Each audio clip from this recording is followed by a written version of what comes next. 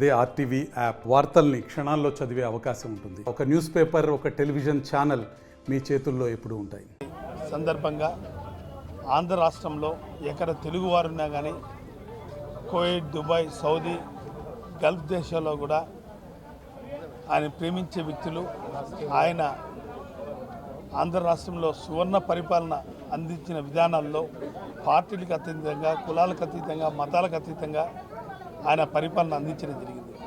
నిజంగా 2004 ముందు తీవ్రమైన కరువు కాటాలతో అల్లాడుతున్న రాయలసీమ ప్రాంతాన్ని, పట్టుసీమ ప్రాంతాన్ని సస్యశ్యామల చేసిన వ్యక్తి ఆ రాజశేఖర్ గారు. ఆయన హయాంలో ఎస్సీ, ఎస్టీ, బీసీ అనగారిన ఉన్న కులాల వారికి, దళిత సోదరులకు అందరికీ, భూమి లేని వారికి ప్రతి ఒక్కరికి భూమి ఉండాలి, ఆర్థికంగా వాళ్ళందరూ లాభపడాలనే ఆలోచనతో భారతదేశంలో స్వతంత్రం వచ్చి 65 సంవత్సరాలు అయితేనే అప్పట్లో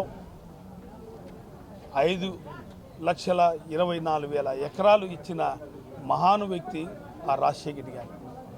ఆయన పరిపాలనలో బడుగు బలహీన వర్గాలు అందరూ కూడా ఉన్నత చదువుకోవాలని భారతదేశంలో ఏ ముఖ్యమంత్రి ప్రవేశపెట్టినటువంటి ఫీజు రీయింబర్స్మెంట్ పథకం ప్రవేశపెట్టిన వ్యక్తి రాజశేఖర్ గారు.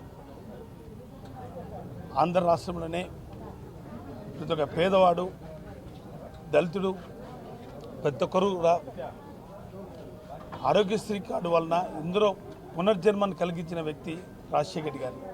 నిజంగా అప్పుడు కరుడు కట్టిన వ్యక్తులు తెలుగుదేశం వాళ్ళు కూడా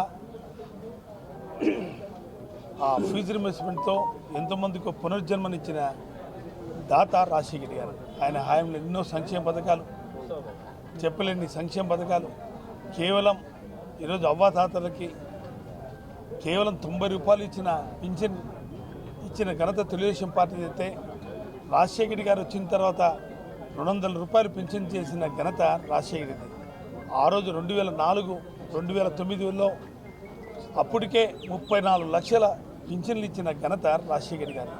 ఉచిత రేషన్ కార్డు అయితే మీ బిలో పవర్టీ లైన్, బీపీ లైన్లో అందరికీ రేషన్ కార్డు ఇచ్చిన ఘనత రాజశేఖర్.